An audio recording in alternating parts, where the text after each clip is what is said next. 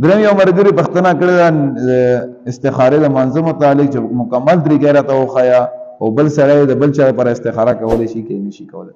استخاره یو سړی یو دو کارونو کې په شاشو پنځ کې شلو چې یاره دا کار وکم کې ونه کم یا دا کار وکم کا دا کار وکم خو مستحب عمل چي وي. ګور بعض شي نه دي حرام پر استخاره نشي کولای. یاره د شراب وسکم کې نس کم استخاره ولا کوم الله بنده خو حرام دي هر چا ته پته دا شان دي چې کوم عقاید دي عقاید په باره کې هم ته استخاره نشي کولای.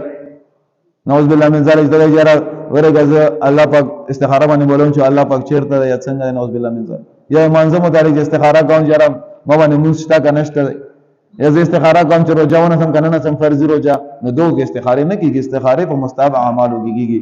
مثال کے طور پر روزگار کوي او روزگار شروع کوي نو ته شش پنځ کې جره روزگار د شروع دم کې نه شروع کوم استخاره ور پر اوګه جره دا کار وکم کې نه کوم.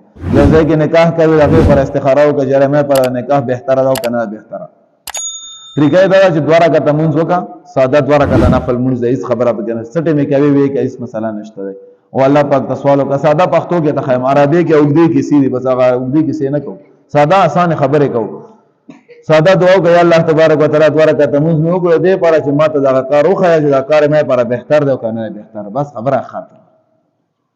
بیا د الله پاک یا په خوب کې وخی یا د الله پاک په زړه کې واچي چې دا کار وکي یا ما کو خبره ختم.